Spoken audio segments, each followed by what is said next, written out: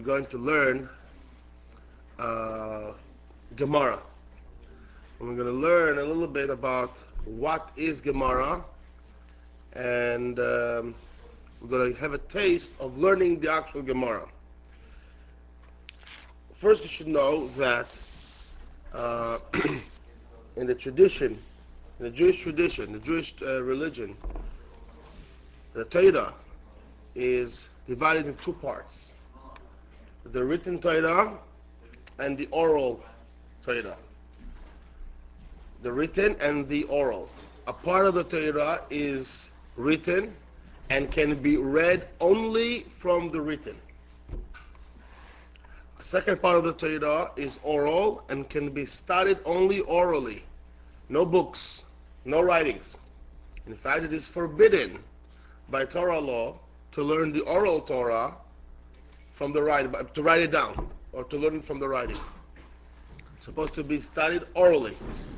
The written must be written and can only be studied from the written. You cannot even say it orally, even if you know it by heart. And the oral Torah can be only studied orally. And both the written Torah and the oral Torah were given by Hashem to Moshe Rabbeinu in Mount Sinai. I repeat, both the written Torah and the oral Torah were given by Hashem to Moshe Rabbeinu in Matan Torah, in Mount Sinai, during Levi Yitzchak. During the last 40 days that Moshe Rabbeinu was in Mount Sinai, God gave him basically the written Torah and the oral Torah. He studied the whole oral Torah. And we'll discuss today what is exactly the oral Torah. There are, of course, a lot of laws and elements in the Jewish religion which are a result of explanation and decrees and certain fences to the Torah that was made by our sages. And they were given the permission and the latitude to decide so. They were giving it by Hashem.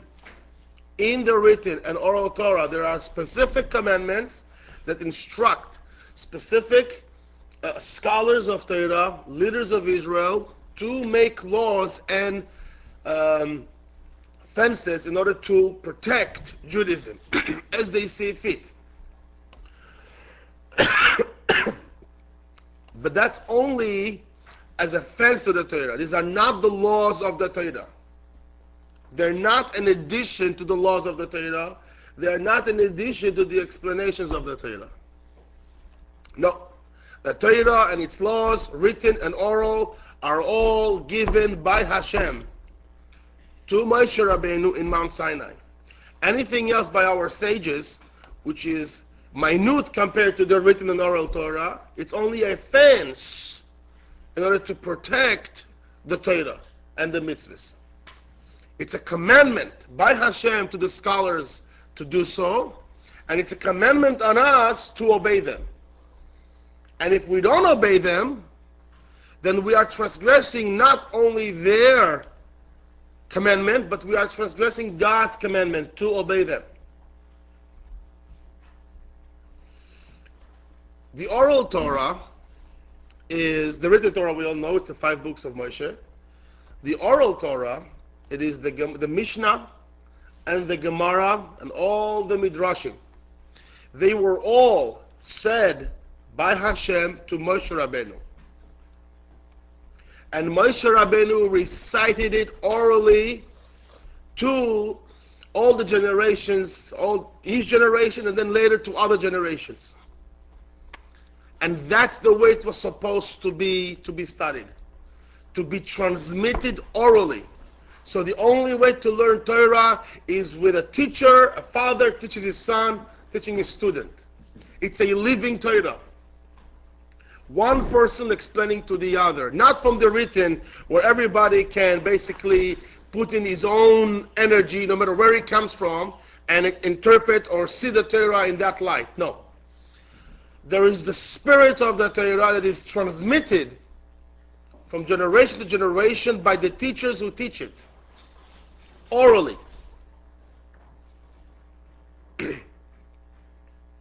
And that's the purpose of the Oral Torah, basically. And what the Oral Torah is elaborating all the laws, the reasons of the laws, and analysis of these laws that are hinted or written straight up in the written Torah. So the Torah is made from the written Torah, which is all the mitzvahs are there, but they are either hinted or written straight up. The Oral Torah is elaborating all these laws, meaning writing the halacha of every law, not hinted but straight up, exactly as halacha is supposed to be, every mitzvah is supposed to be performed, and that's called Mishnah. And then comes the level of Gemara, which is the explanation, the logic behind it, the analysis of the halacha. Both, again, were said by Hashem to Moshe in Mount Sinai. Right? Somebody would ask, I sound like a broken record. Keep repeating, yes, it was said by Hashem to Moshe. Because as you open all these books of the Oral Torah, you're only going to be hearing Rabbi Akiva said this, and Rabbi Shimon said that, and the sages said this, and the sages said that. And there's a common mistake, very common mistake that unfortunately not only non-Jews are using today, but most Jews using today, in the argument that I don't want to have to receive the laws that some rabbis wrote a few thousand years ago. It wasn't the rabbis who said it. It wasn't the rabbis who wrote it. It was all given by Hashem to Moshe on Mount Sinai. Comes the question, why is it then that it's written in the name of the rabbi? And the answer is a lot simpler than you think. Since the Torah, this part of the Torah, is an oral part of Torah, you got it from the person who taught it to you.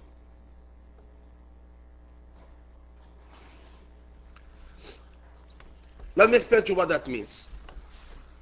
The Rambam, the Maimonides, as you know, wrote a masterpiece of a book that combines every single concept, that every single decree, every single aspect of the written and oral Torah, and put it all together in one book.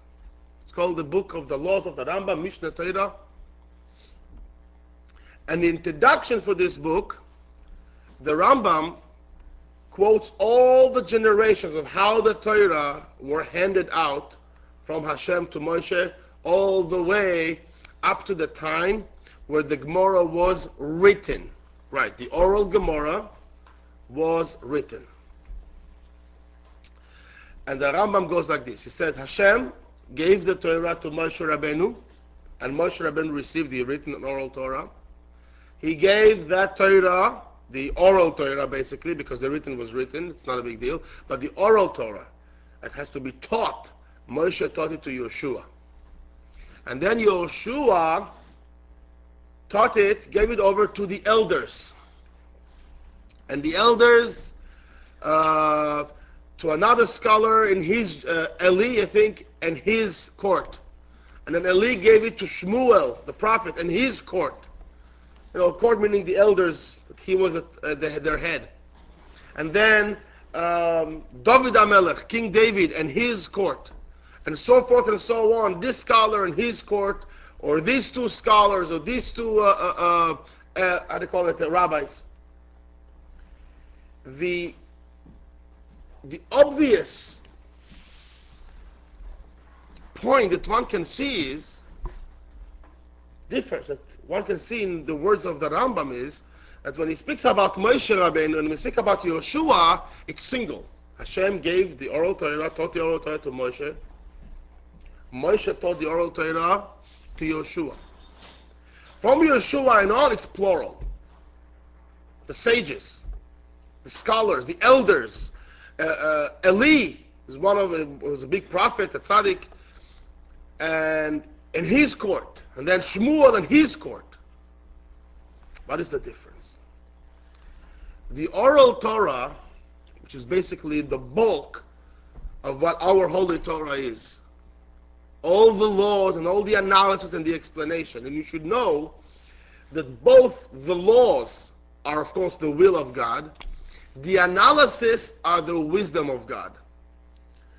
The purpose of every law is a will of God applicable in this physical world. It's basically a connector between God and this world, the infinite and this limitation.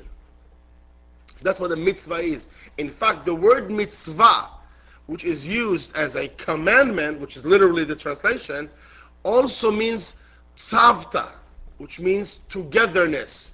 Something that put two together. That's what the mitzvah means. The word mitzvah means that. Seven. What? Seven. Sevet. Exactly. Tzavta, tzevet, tzivui. It's all from the same root. Tzav, tzadik vav, which means togetherness. That the mitzvah takes Hashem, the infinite, and makes him together with this limited created world. Now, the explanation of the mitzvahs, the logic behind them, is designed to make us see the wisdom of God, which is as infinite as God, but to see it in this world. Meaning, in many mitzvahs, as you know, have no logic to them. And it is designed this way, so we will connect to God in a certain aspect beyond creation. Now, a big part of the mitzvahs is, of course, logical commandments. But what's special about it, and these logical commandments, although they are logical, we can understand them, they are not human logic. It's a perfect, beautiful balance, seeing how, although the law is logical, and we humans understand it, it is not the logic that we would normally exercise. For even the most obvious things. And the reason is, it's because it is not a perceptual of logic, it's a true logic. It is the wisdom of God. And He revealed it to us in His Torah. And that is in the analysis of the mitzvahs. That's the Gemara. Analysis and knowledge of the mitzvahs, the logic behind the mitzvahs, the reasons for the mitzvahs. That's the Gemara. With the Torah was supposed to be oral, why was it written down? We'll get to that. Very interesting question, sure. So, all this Torah, all this thing, that was my fellow shiur. All these elements that we were talking about, this whole great bulk of the Torah, 613 commandments and all their laws, and the analysis and the logic behind them, were all given to Moshe as an individual. And he controlled it all. Moshe Rabbeinu alone knew the whole Oral Toiroh in his mind. What's so special about it? Like I said a second ago, that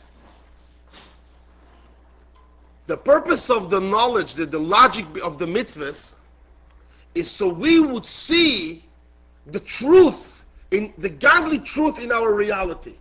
By seeing the logic of God in these commandments, we'll be able to see a godly truth.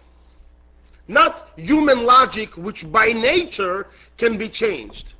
Right? As we can see that the legislators in the Senate or the state constantly changing and revising their laws, and there's always debate. Why there's always debate? Because it's all about perception. We don't know the truth. We only have what we can perceive. The laws of the Torah do not deal with perception. The laws of the Torah are dealing with truths. And this truth comes directly from the Almighty One, Hashem.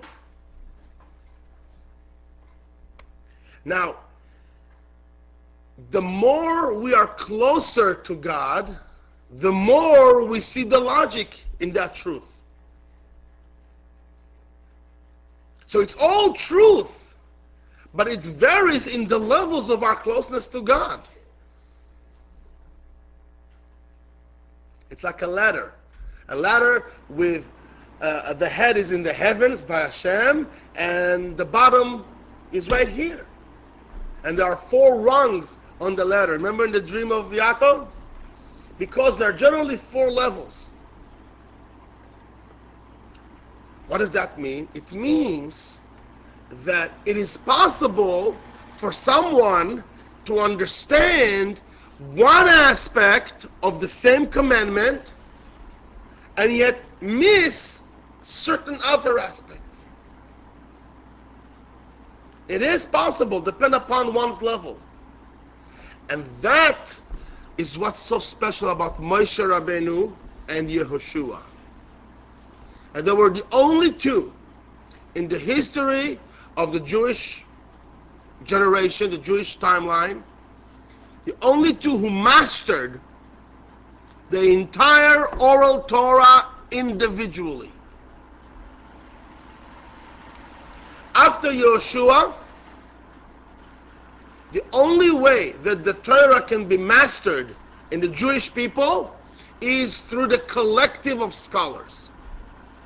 Each scholar, according to his tribe, according to his soul, the origin of his soul in the spiritual realms, can master a certain aspect of the Oral Torah. They all knew the Oral Torah by heart, but they cannot be masters of it. And mastering it meaning knowing all the true logic of God in that commandment throughout the levels, throughout the ladder. Certain scholars, as godly and holy as they are, can only perceive certain aspect of that truth. They may master this part of Torah, but other parts of Torah they don't master. For example, there are 2 schools. The school of Rav, that was his name, Rav, and the school of Shmuel. 2 great Amoraim in the time of the Gemara. And whenever they had an argument, they always argued, you know. They always came up with laws and halachas. Court cases would come before them and they would decide. And the whole Jewish community, both in Israel and abroad in Babylon, both communities were aware of these laws that coming out of both courts. And they were comparing notes. And whenever there was an argument, they had the rule that the school of Rav was known to be experts when it comes to laws of what's kosher and what's not kosher, what's pure, what's not pure, what's forbidden and what's permitted, which is a big portion of the Torah. While the school of Shmuel was known to be experts when it comes to laws of damages and financial disputes.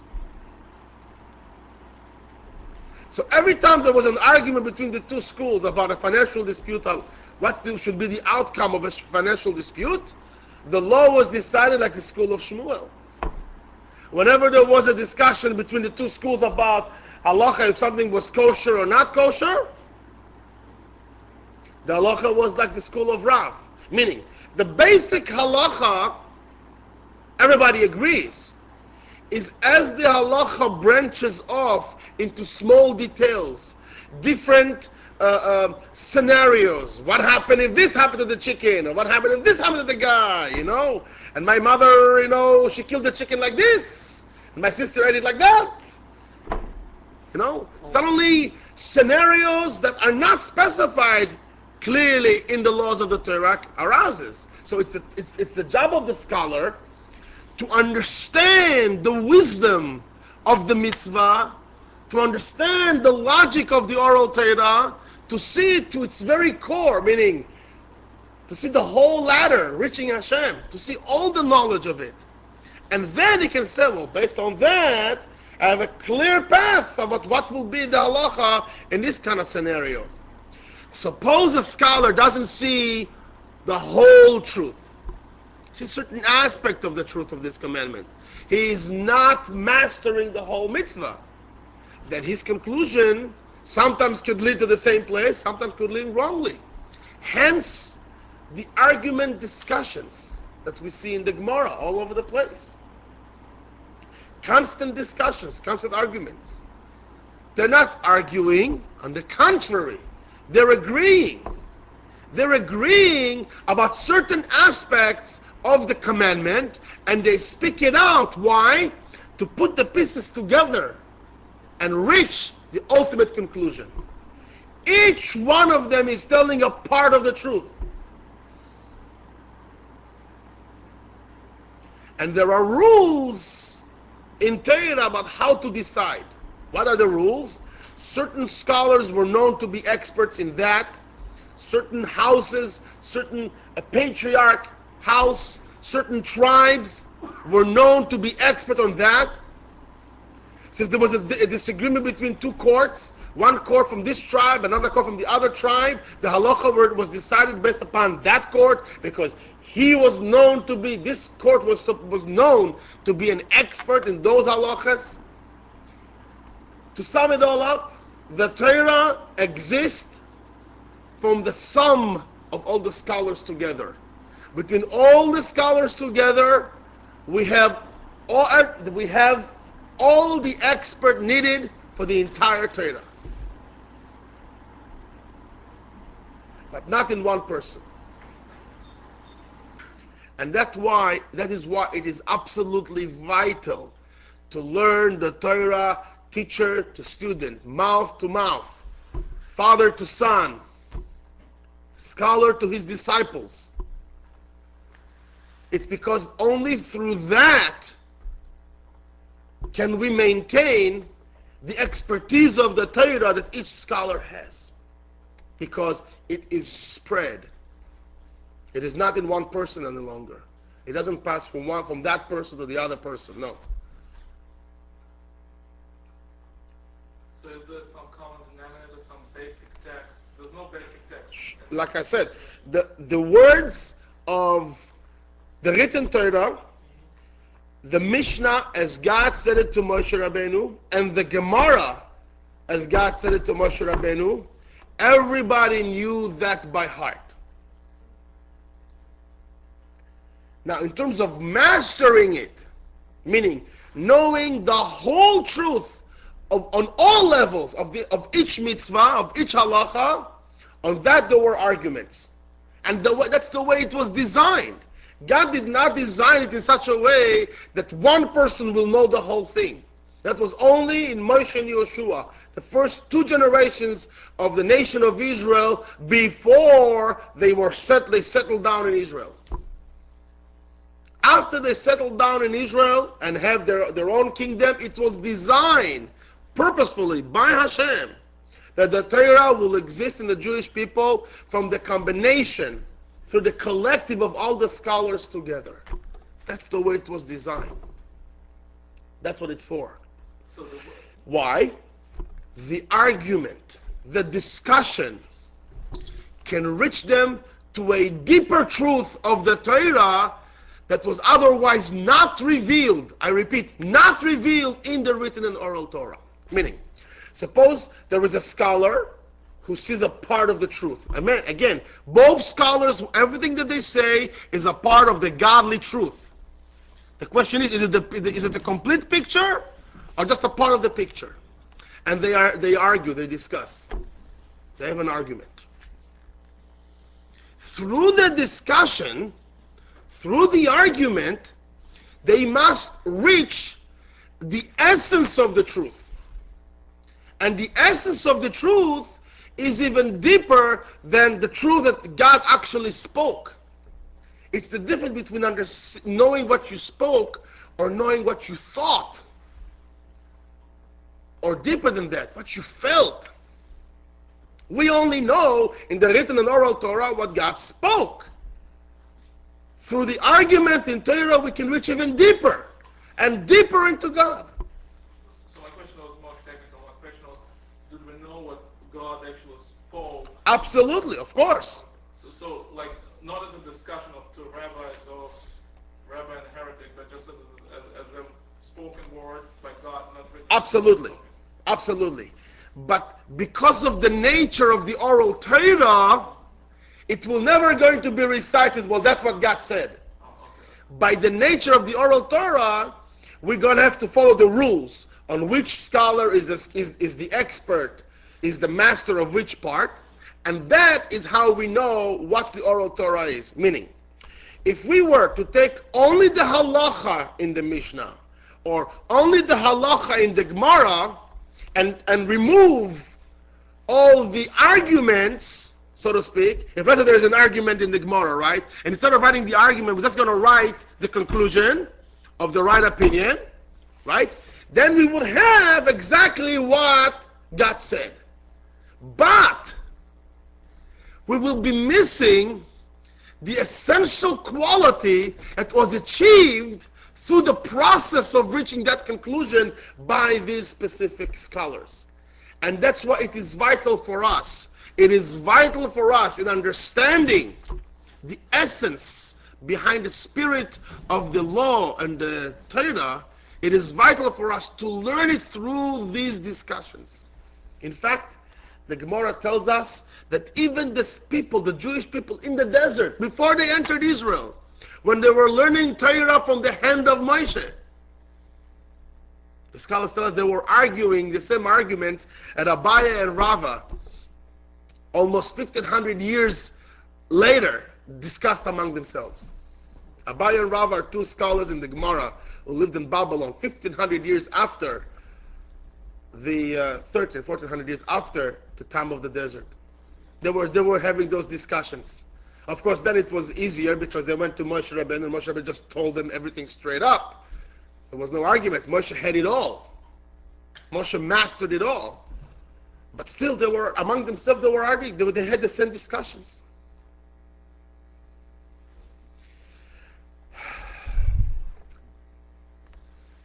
Each aspect of the Mishnah and the Gemara holds nuances, godly nuances, that special scholars, which I was discussing, every time I was saying scholars who master, these are special high-level scholars. And their job was basically to cook the Torah in the Jewish people. When I said to cook it, I mean they were like their discussion, their application, their explanation were all a part of the original Oral Torah as it is given by Hashem to Moshe Rabbeinu. And they analyzed it, they brought it down, they cooked it, so to speak. It was, turning in them. And after a while, as the generations progressed down and down and down, that's the way God designed this world, that the generations will just progress down. Eventually, the way it was designed is that there will no longer be scholars in the Jewish people who can master Torah on any level the way the nuances of the Torah were intended. The new what? The nuances. You know what the nuance is? Meaning it's a special detail. Aspects, elements which you need to be really sensitive and really a genius to see those. It was designed for that. There are other aspects that came forth. All the commentaries, the Rambam, they're all holy, godly books, holy books by great scholars. But they are now the applications of the Oral Torah as it was given. It's all included in the Oral Torah, but this is the applications of the Oral Torah, the expansion of the Oral Torah. This is no longer the original Oral Torah as Hashem gave it to Moshe. All the extra books that was written, they are not the original. This is an expansion on it. These expansions by the other scholars, after the Gemara and the Mishnah, are all included. They're all a part of what God gave to Moshe. But they weren't actually discussed by Hashem to Moshe. But they are included. even arguments, believe it or not, even arguments amongst commentators of Gemara are all, even their opinions and the potential, the possibility for either opinion are all included in potential in whatever God spoke to Moshe Rabbeinu. Yes, absolutely. But it is not in what God actually spoke to Moshe. It is included in what God gave Moshe, but not in what God actually spoke to Moshe. What actually God spoke to Moshe is a very high level of perception. And in a certain generation, these nuances, these special perceptions were lost. Just the generation doesn't have the vessel, the mental vessel, to see them. That means that if we're not going to do something drastic, such as writing it down, it might be forgotten, God forbid. Therefore, the scholars of Mishnah, which, by the way, in the Oral Torah, the level of Mishnah holds much deeper nuances than the level of Gemara. That's why Gemara is the analysis and the explanation, because explanation, by definition, brings the mitzvah into a lower level of perception. That's what an explanation is for. I have heard that before, that the Gemara, there's certain things that are in the Mishnah that are not specific enough, so the Gemara goes into deep and it can Right. explain what Analysis and elaboration on what the Mishnah is. Right. complement each other. Right, of course. But, like we said, the Gemara is on a lower level of perception. It's the way God gave it. God intended for that lower perception to exist as a logic and explanation. And He also wanted a part of the Oral Torah to exist as just the halacha, without logic. That's what it is. And that's the Mishnah. The scholars of the Mishnah, what makes them scholar of Mishnah is that they see the entire analysis and logic and explanation of the Gemara, they see it in their words of the Mishnah.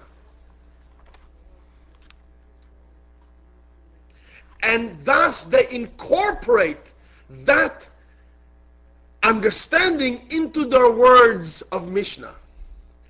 So the last scholars to be able to do that in reciting orally Mishnah realize that the next generation can only understand things if we explain to them, meaning through Gemara.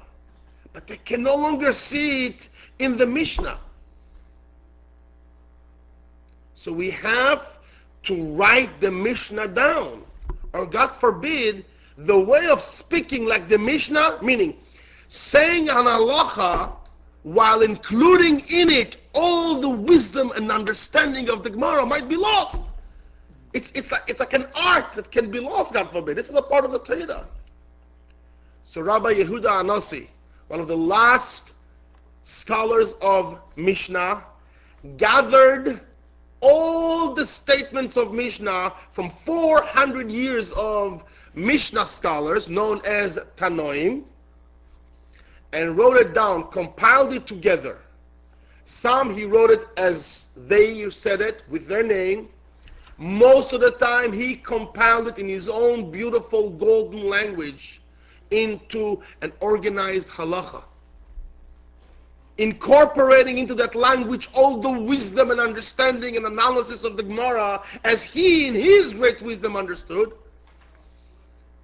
and wrote the Mishnah. Now we have a book of Mishnah, meaning that the scholars of the Mishnah learned Gemara as well. But what made them so special is that they were the last generation who could see it all and speak it all in the words of Mishnah. Meaning, it is time to write Mishnah, not Gemara, because Gemara can still be learned orally with all its nuances. So we're not allowed to write that down yet. So they wrote the Mishnah. They learned Gemara as well. Again, this is all part of the Oral Toiroh. Moshe Rabbeinu was teaching Gemara. I don't want you to think that Gemara is any lower level, like only for... No, all the scholars of all generation learned Gemara. it was only Mishnah written so far. Why? Because Gemara can still be studied orally. And it is forbidden to write whatever can be studied orally of the Oral Torah. So, we have a Mishnah. Good, good. Now come the scholars who can understand and master Gemara. And now they learn the Mishnah. They rely on the perfect language of the Mishnah of Rabbi Yehuda Hanassi. And they analyze and they learn it. And they discuss it. And they argue with their own genius through their wisdom of Gemara. And after 300 years, those scholars saw that, when I say 300, I don't mean all those scholars. Obviously, some of them passed away throughout those 300 years, right? I don't mean that they all lived, But at the end, a generation of scholars were testing their students, and they realized that their students no longer understand the explanations, which is Gemara. They don't chap those. We have to rely on extra explanations, which are not included in the Oral Toiroh as God gave it, in order to explain it to them. Now, the Torah can be explained indefinitely. There are no limits to how far can Torah be explained and how low. But there is specific limit to the words which God said to Moshe about what Gemara is. And the next generation no longer speaks on that language. It's a linguistic thing. It's a linguistic thing.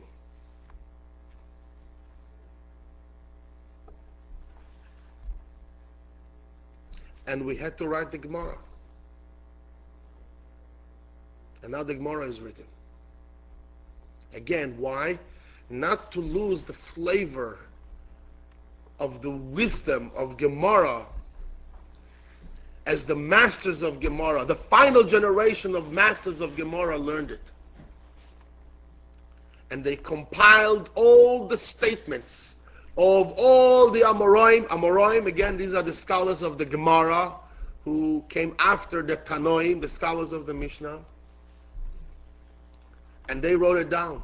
Again, because the Oral Torah existed between all those scholars, the Oral Torah was written down in the name of those scholars. Not because they said it. Not because they are the origin of it. Of course not. Chas v'shalom. The origin of it again is Hashem in Mount Sinai. But because they were the generation, the house, the pipe, the conduit through this part of the Oral Torah came through them. They were the masters of that part of Torah. It is written after their names.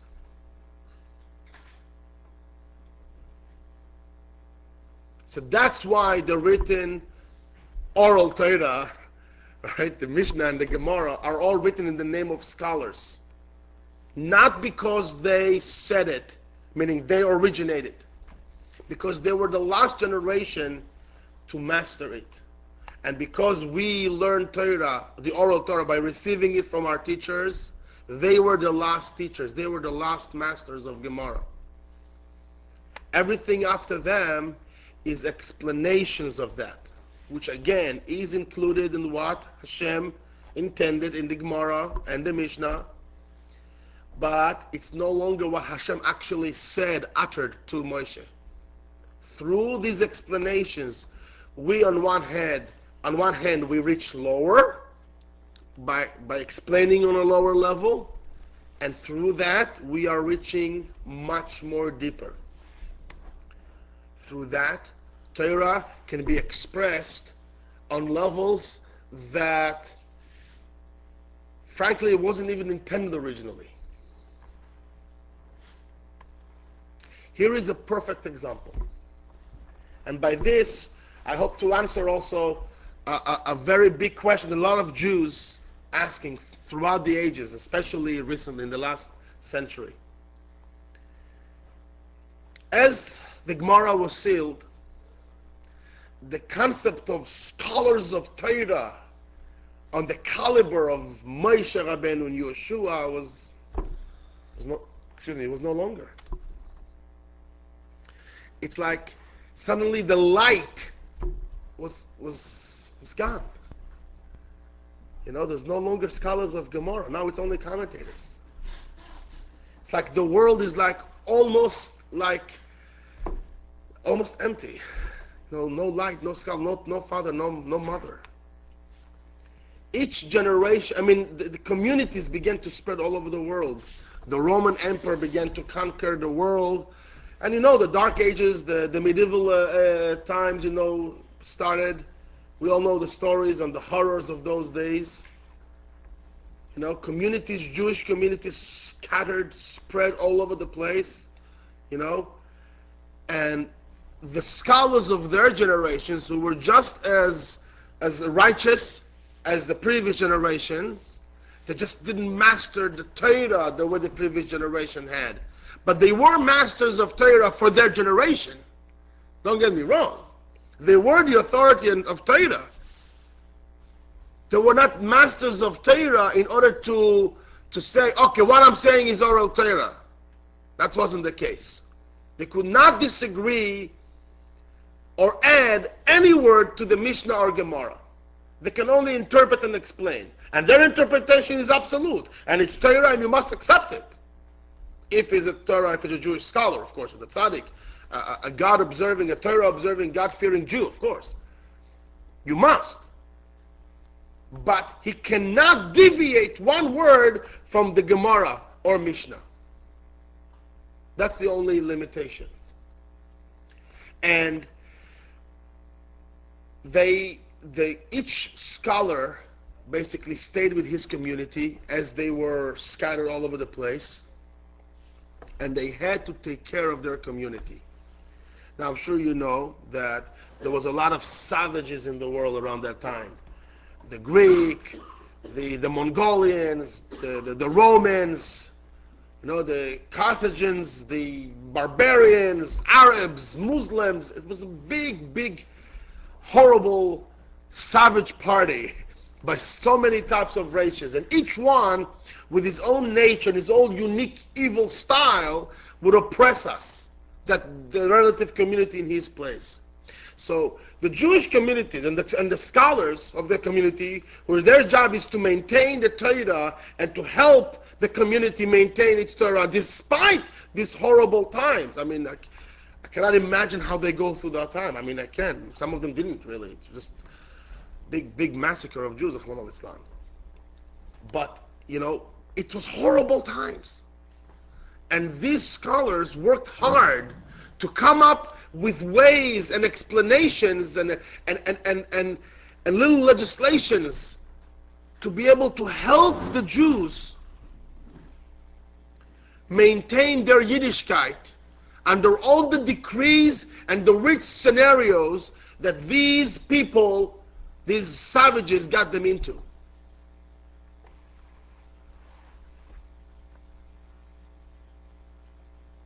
Years later, and I mean years later, centuries later, suddenly, wars began to dwindle down. The world began to see a renaissance, Suddenly they're not interested only in killing and murdering, Suddenly they're interested in art and technology and science, theater.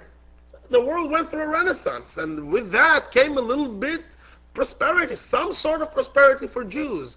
They were able to travel, and suddenly they see different communities, and they see these weird customs. Where did these customs come from? See, the same Jew observing all the Torah looks completely different. One has huge space, one has small space, one rolling space over his head, one has just this kind of head, this kind of head, this kind of head, Or worse, one guy eats rice on Pesach, one guy, you can eat rice on Pesach. One guy can marry 4 wives, another one, no, you forbid it to eat 1 wife, you can't marry more than 1 wife. And suddenly he's like, where does all this come from?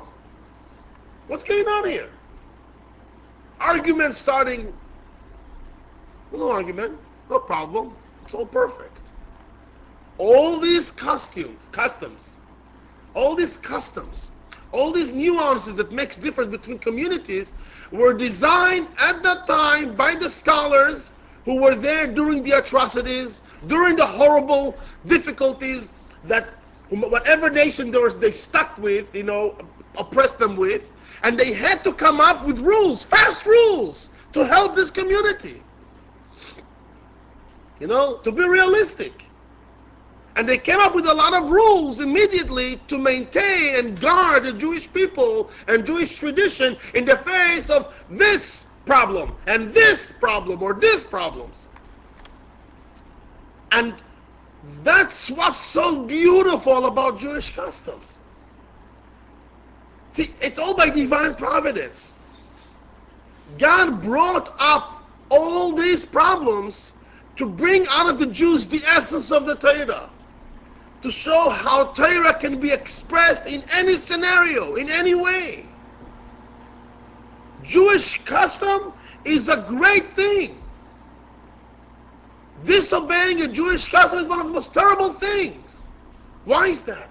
Because through a Jewish custom, which is what? The way a Jew expressed the Torah under a specific scenario expresses an essence of the Torah that was not spoken or even thought by God when He spoke to Moshe. Deep, deep, essential aspect of God that even deeper than the revealed thought of God. The deeper aspect of Hashem, of the infinite, that was not revealed, not even when the Torah was given. And Jews, under stress, under the pressure of the Goyim, came up with aspects and revealed this aspect of God. It's a great joy and celebration. The Rebbe used that example as showing that the world is ready for the coming of Mashiach in a famous Sikha. We should celebrate the fact that there are so many different customs. Not argue or have fights. These customs may not be applicable so much today anymore. But that's irrelevant. Since they are there, you must obey them. They became Torah. They are with their own merit.